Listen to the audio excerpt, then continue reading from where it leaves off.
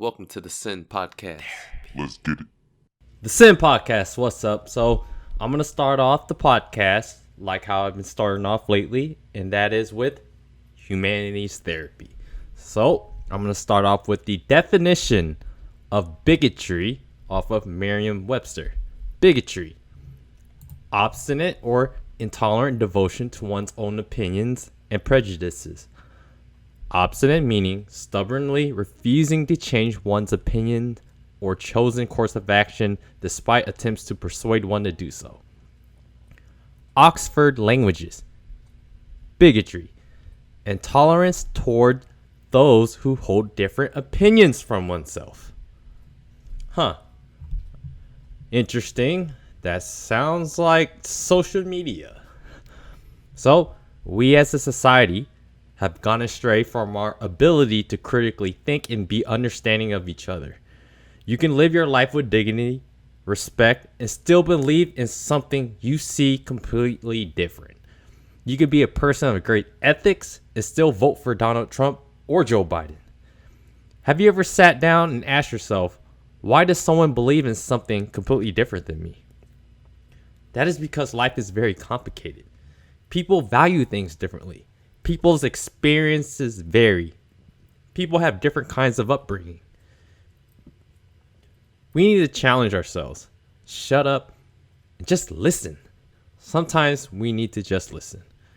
When we become tribal and play identity politics, we will suffer the same consequences as religious history. If you believe that politics is religion, let me read you the First Amendment.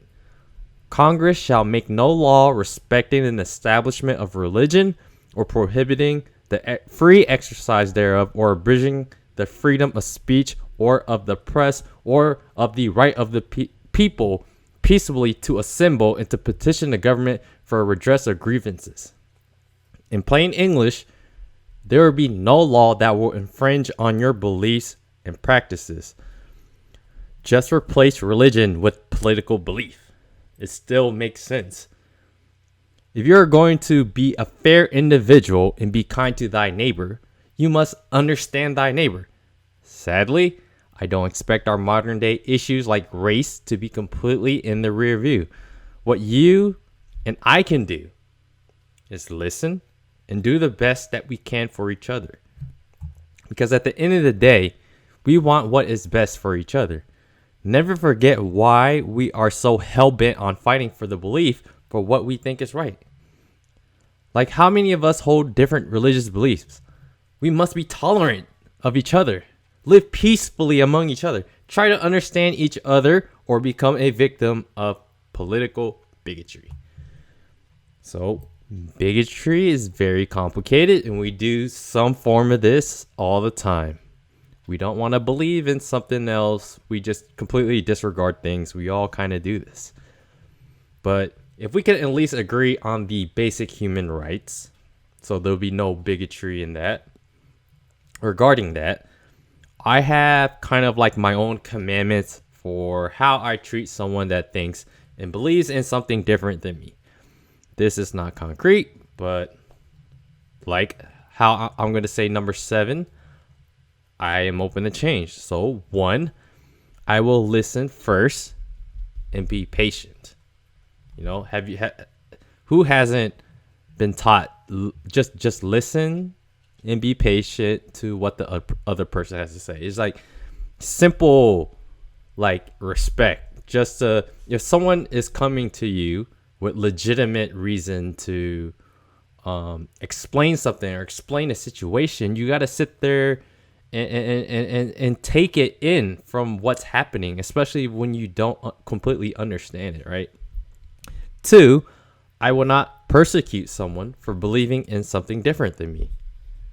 We all know what happened with religion, with Christianity, with what's happening today. You know, you have some form of, extremism, like Muslim extremism or whatever hell they call it now.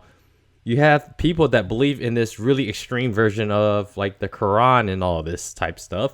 Like, I'm not too well informed with religion. I can't say, someone will probably correct me, but that is why it's in our First Amendment, guys. Like, you can't, just because someone believes in something different, you can't persecute them.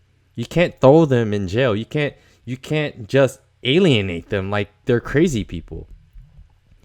Just because they believe in something different, you can't completely say, hey, look, you just can't judge this person solely off their belief.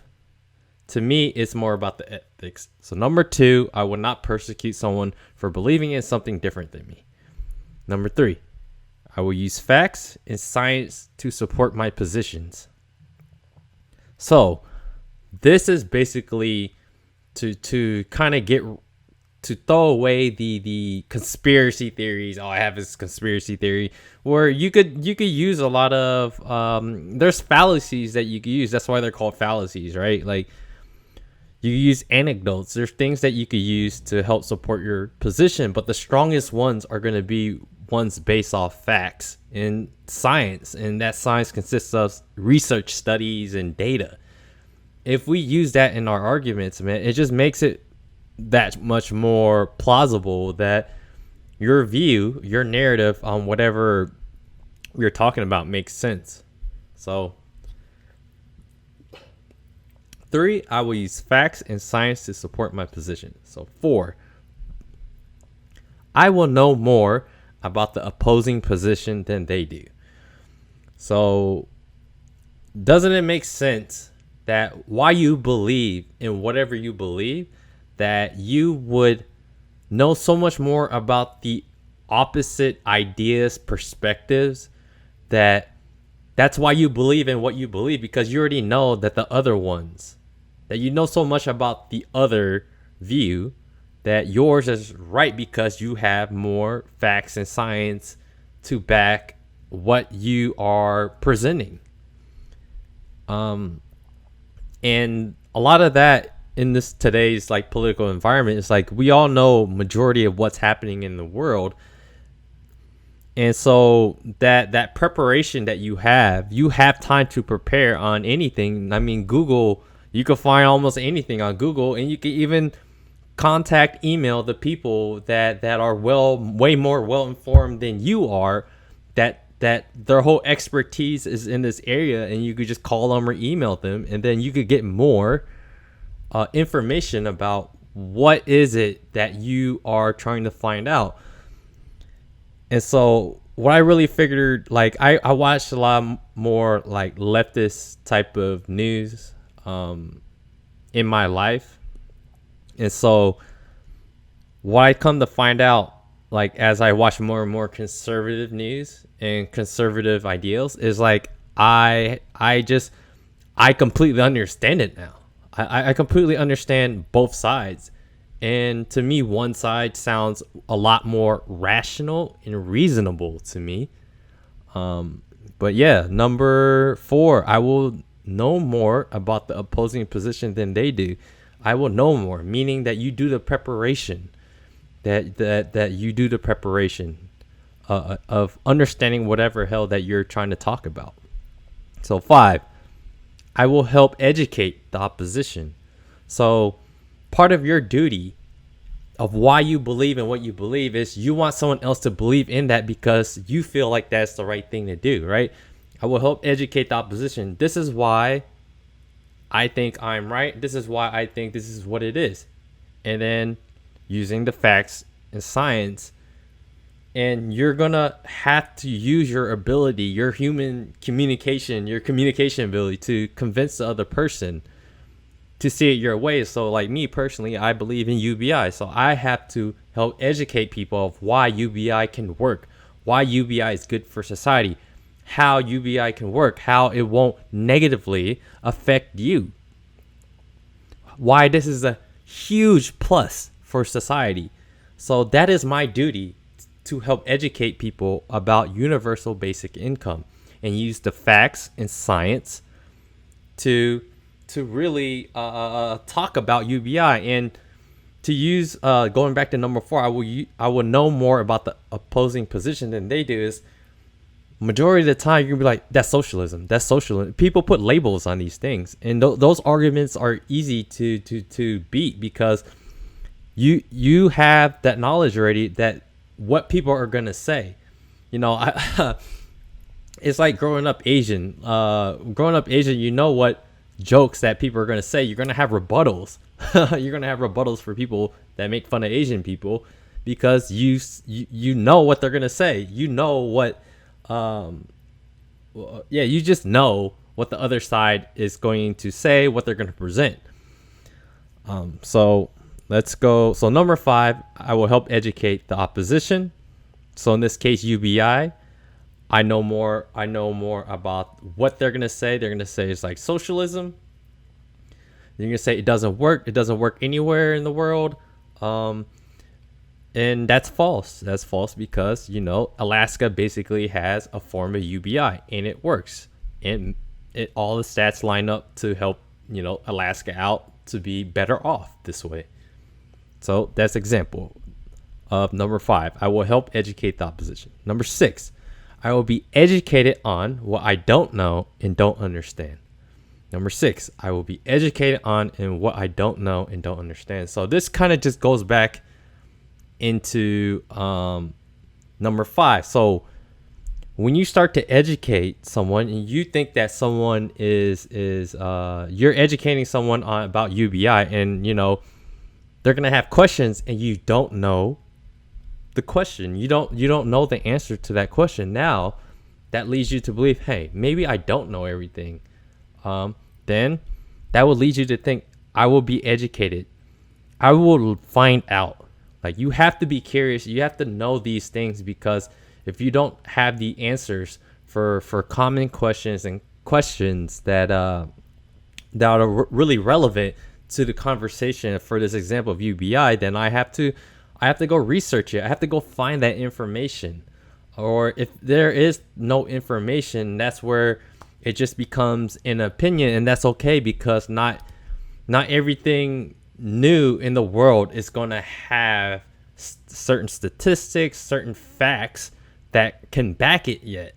But what we can do is just use what we know and to come up with our position and our stand. So if you don't know something, you have to go figure it out, because if this is a common question that people ask, then it's best that you know it as well. So stay as informed as you can about what you're talking about. All right. So number 7, if new information is introduced and challenges your position, you will be open to change. So if you find out new information, you hold this bias, this position, like, I am a Democrat, I'm a Republican, I believe in these values, and you get new information and it's like, just like recently for me, it's like Black Lives Matter. I found out on the website their mission is to really reject nuclear family, and to not hold that clan-like mentality of that mentality of just being your own, being family oriented and having all your family together and letting that be a real thing. So that doesn't really make sense to me. Family is scientifically proven that you are well off if you have both parents. So you could deny the science, or you could, if you're for Black Lives Matter and you knew that Black Lives Matter is against promoting family values, you're gonna be like, why the hell am I saying Black Lives Matter again? Oh yeah, it's for Black lives, right? But it's only for Black lives for police brutality. Shouldn't it be for all Black lives? And plus, why are you such against family values? How is that a white thing? It's not a white thing to have family values. Everything in this world is based on the strength of your family, your father, your mother, your siblings, your cousins, your uncles, your whole clan of people, your tribe of family is what holds you down. That blood, that DNA connection is what holds you down. And so if you're for Black Lives Matter, I was saying Black Lives Matter until I found out more about Black Lives Matter. I'm like, this is not what I thought it was. So I'm going to quit saying Black Lives Matter. I'm going to quit supporting this organization because they, as I found out more about what they're about, they're more about divide, and they have more political, they have a political agenda. And the basis of police brutality of killing unarmed young black men, the stats show is just not true. It's not disproportionate to any other race. It's not disproportionate. So to me, it's not racism. That's my conclusion for it. So, but in terms of if new information is introduced and challenges your position, you will be open to change. And me, like, I am not for Black Lives Matter. The movement, guys, just Black Lives Matter Inc. or Black Lives Matter the movement, Black Lives Matter the organization. I am definitely for all black lives, and I'm definitely for all lives. So 8, it's okay to admit that you are wrong, that you were wrong. It's okay to admit that you were wrong. And I think that's like one of the most important things in life that people need to do a lot more. And I follow a guy named Jocko Willink, and he talks about extreme ownership. I'm pretty sure, I think he wrote a book about extreme ownership, but you have to take ownership of your wrongs. And you have to have the mindset that it's not someone else's fault. Sometimes even when it really isn't someone else's fault, because when you place the blame on yourself and you don't want to let yourself down, who the hell wants to let themselves down? So when you place the blame on yourself, you're going to do all you can to not make yourself the reason why things went wrong. And for argument, for political bigotry, is just when you say something that's factually wrong, or what your bias is wrong, then you have to own up to it. I was wrong. This makes me think of this differently. Now that this new information is introduced, let's just use like aliens or something, guys. Like, a lot of people don't believe that there's aliens. But if the aliens came down right now and they could prove to us and be like, yep, we're the ones that help populate the earth, we were here first, you guys are a science experiment. If that happened and they proved they had all the evidence that these aliens, we are these descendants and this experiment of aliens, then hey man, what we know of God, religion, all these things, is just wrong. You know, and that's just like a out there kind of example for why number 8, it's okay to admit that you were wrong. So I don't have a 10 commandments. I'm not like religious. I didn't make up new ones, but I just thought all these kind of commandments or whatever list of things, in trying to understand the opposition of an argument,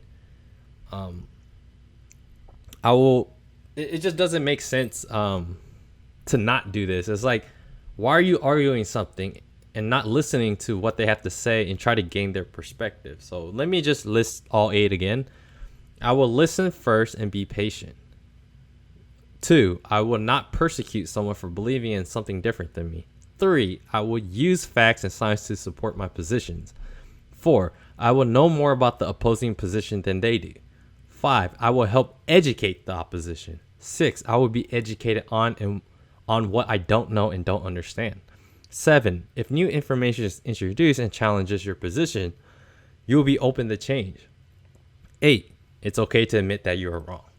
That is part of the process of being legitimately more woke. Okay, that is real wokeness in my mind. Is like really trying to understand a perspective, and if this challenges your own perspective and it has more evidence and it's more rational than your own, you have to think, maybe I'm wrong.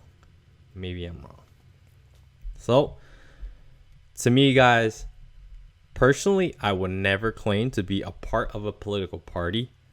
I will always be, however, a part of the solution. I think all of us can get behind that sentiment. I think all of us can. Like, we just want solutions. We don't care about political party, this team, that team. Look, man, let's just do something that helps all of us for a change. Yeah? Who wants to have solutions like that? Yeah, me. Probably you too. So, I'm thinking about now creating this segment, guys, of, like a solutions politics segment, where, I'm going to do my best to try to find out, the conservative side and the liberal side, the right side, the left side. This is what conservatives think. And this is what, liberals think. And try to mesh those ideas, these perspectives together to come up with a solution that helps both sides. And I think let's just use like race as an example. If you look at race, a lot of conservatives, there isn't systemic racism, and it really boils down to how you see systemic racism. What is your definition of systemic racism? Is it that subtle racism, or is it systemic in terms of law? Systemic racism in terms of like there's an actual law that is racist. So conservatives, they don't really think of race. There is no racism, because a lot of conservatives, they are more well off. I can't say that for a fact, but let's just talk about this in terms of like a broad perspective on this, or for the argument's sake. You have one side that thinks there's no systemic racism, and you have the other side that says there is systemic racism. And now you got to talk about things like, okay, then what is it? Where does this systemic racism lie? And then let's just use George Floyd as an example. Then you have, police reform. This kind of goes into, police brutality. So you have one side saying defund the police, and then you have this other side. Now you have to be like, no, conservatives are going to be like, no, don't defund the police. But what we can do with these two perspectives, what we can do is say, look, one thing I know for a fact is police, they don't report all their data. So that is one part of police reform that we can all agree that's beneficial to society, because if police report their numbers accurately as possible, we get a better read on how much crime is really happening and how much police brutality is actually happening, because they're reporting these numbers. They're reporting these stats. And so this helps suburban people. This helps the hood. This helps, rich people. This helps everyone. If there's a better police, it just helps people.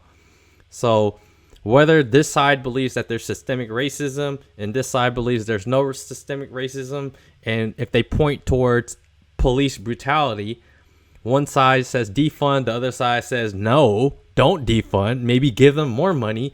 Now, if you you come together for a solution that helps both sides, you say, hey, police aren't reporting their stats. We should do something about that. And that will help create a better police. Now, you have one side that wants to defund the police saying, hey, look, if the police is better, that works. And you have the conservative side. They say, look, we don't want to defund the police, but we recognize that if the police are more held accountable for reporting their crime rate, or the whatever numbers that they're supposed to be reporting, that this is better off for all of us. So it all really boils down to, guys, helping everyone, not selecting a specific group. Not selecting a specific group to cater to. We have to do things that's best for everyone. And I think that's where the all lives matter really comes from. It's like, you got to do stuff that helps everyone. Because if you're just catering to one group, you are alienating everyone else. And if you're catering to one group and it takes away from the other group, then that is, in a way, that's unfair, in some ways, you could call that racism if you just do this one thing for black people, and you're just taking away all these other people's wealth and give it to the black community. So this is very divisive, and it's not a solution that helps everyone. So if you say police have to wear body cameras, they have to have body cameras on when they arrest someone. They have to report their numbers accurately and on time, or these things, they might not be funded or something like that. These are things that is bipartisan. Like, people can agree to these things because it's beneficial to society and humanity. And so that is just one example of what I'm trying to do with this podcast now, is just present both sides. A lot of people just don't do that. And I hope to be more educated on everything. And I'm not perfect. I'm not an expert on any of these things. All I honestly do is, I go online. I try to find, like, I got this app called Blinkist. I know a lot of people are going to make fun of me for using this app, but it's basically summaries of books. Look, guys, I hate reading. But what it does do is summarize, like, most of the key points that you get from books, So I get it's like basically Spark Notes for all the books, nonfiction books, and I get to read it. And if it piques my interest, and I want to read it, then I go out and then I try to buy the book or something. Eventually we'll do something like that and be even more informed on the subject. So it's my job, I feel like, to present both cases and be someone that helps people rally behind a solution that helps people, because I'm sick when it comes to racism, guys. I'm fucking sick of it. Fucking sick of racism. I'm sick of talking about it. I'm sick of dealing with it. Now I want to learn as much as I can, specifically about black culture, black community, black problems, all these things, racism towards black people, slavery, all that stuff. I want to know all that stuff, because the more I know about that, the more I can help become part of the solution, and more I can understand why the black community feels this way. And as an outside perspective, I could present my case to help these people out, to help better the community of everyone. Honestly, when racism is like at an all-time low, it's just beneficial for everyone. We all have the ability. It doesn't matter what color you are. It doesn't matter. No one's dumber than anyone. I know there's stats saying that,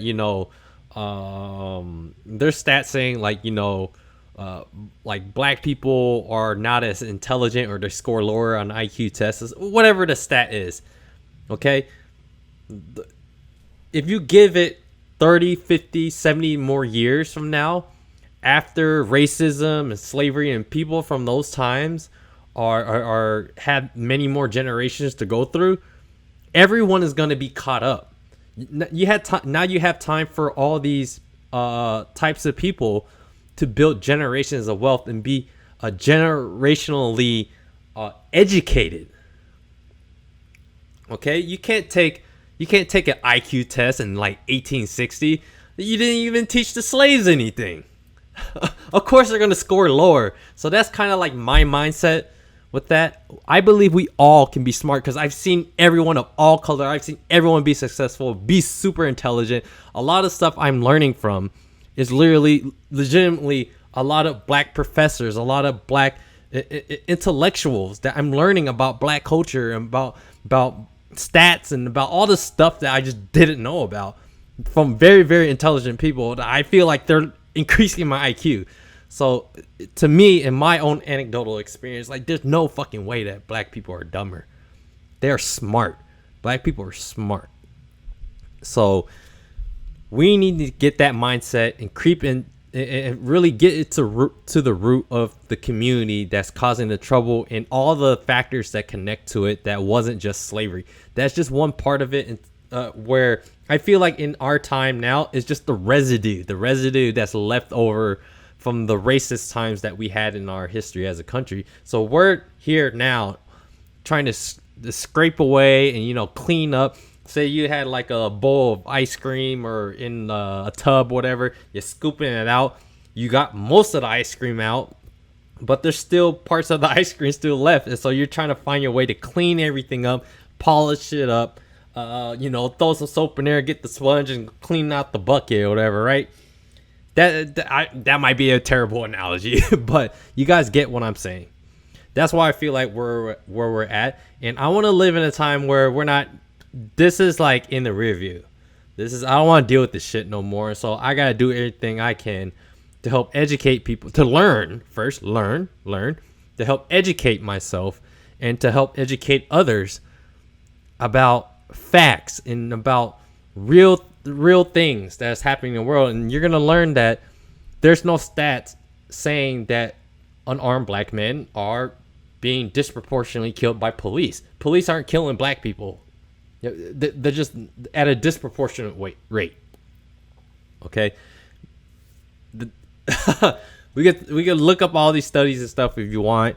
I have like collections of all these arguments. I'm researching a lot about black culture. So, I have one for reparations, what people are arguing about reparations.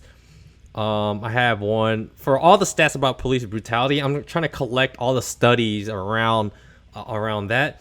And then a guy I've been following, his name is Coleman Hughes. He's a super intelligent young guy. I think he just graduated from Columbia University. He's only freaking 22. Who knows how old he is? He's very young, but he's super intelligent. And I've been learning a lot about what he's writing about and a lot about different studies that I just didn't know. I just learned so much, and a lot of the media is not really going to cover this. And yeah, man, I just want people to understand the facts today and what the numbers look like and put everything in context. It's like when you look at something and you start to zoom out, you get the bigger picture. Right now you look down, but if you're in the sky 1,000 miles outer space and you look down on the earth, now you get a whole different perspective of what the earth looks like. And that's what we kind of need to do. We need to zoom out a little more. Don't use our anger and really take a look at what is the most accurate fact about police brutality. What is this? What did we just saw? For me, I think we just saw an anecdotal experience that you can't really constitute that as a racial event. It wasn't a racist event. You could say it's racial because it's a black guy and a white cop, but I don't believe it was a racist event. But let me check the time. About 30 minutes in. But yeah, let me just summarize it real quick about this podcast. Bigotry. Basically, social media is bigotry. We conduct bigotry every day, and I and I talk to people that are almost bigots because they refuse to see your perspective. They only see it this way. Donald Trump is a racist. I have argument to say he's not a racist. What the hell is your definition of racist? Why would a racist help black colleges and keep them funded? These are arguments that people say to Donald Trump, Kung Flu and all this shit, like Chinese virus. Those are you could say that's racially insensitive, but it's not racist. It's not saying one race is better than the other. Bigotry. Intolerance towards those who hold different opinions from oneself. And kind of like my 8 things, my 8 commandments, if you will. 1, I will listen first and be patient. 2, I will not persecute someone for believing in something different than me. 3, I will use facts and science to support my positions. 4, I will know more about the opposing position than they do. 5, I will help educate the opposition. 6, I will be educated on what I don't know and don't understand. 7, if new information is introduced and challenges your position, you will be open to change. 8, it's okay to admit that you're freaking wrong. It's okay to admit you're wrong. And that's where I'm going to end the podcast. We all die, guys. We all die. It would be over for you. We didn't choose to be born in this world where there are different privileges. We just didn't. We didn't choose to be born, but we can help make the world a place where we can live the life that we actually want to live. So we all die. Live the life you want to live. Create the world that you want to live in. And, I support humanity. I'm sure you support humanity. Like, subscribe. Help me out. Share this with your friends if you believe in this. If you believe in the solutions movement, really, I'm just pushing more for solutions. None of the, no more of this awareness shit. None more like I'm just trying to make people aware of this. No, fuck that. We're building solutions here. All right, solutions. We all die. Live the life you want to live. Help create the world that you want to live in. Be friendly to thy neighbor. Understand thy neighbor. And I'll see you guys on the next one. All right. So, hey. So, I am on Spotify. I'm on the Apple Podcast. I'm in all these other platforms. And I'm going to be on future platforms too. So, if you guys want to support the audio versions of my podcast, please go on those for whatever platform. Support me. Download, listen. Give it a like. If you could comment on these platforms, please comment. So if you guys are for humanity, if you guys like humanity, if you guys want to subscribe to humanity, support my channel because I'm going to do positive things in this world. And I want you to do positive things for your life too. So let's do this together and let's move humanity forward. Like and subscribe. Support me on Apple Podcasts, Spotify, and whatever other platforms I'll be on. All right. Thanks again, guys.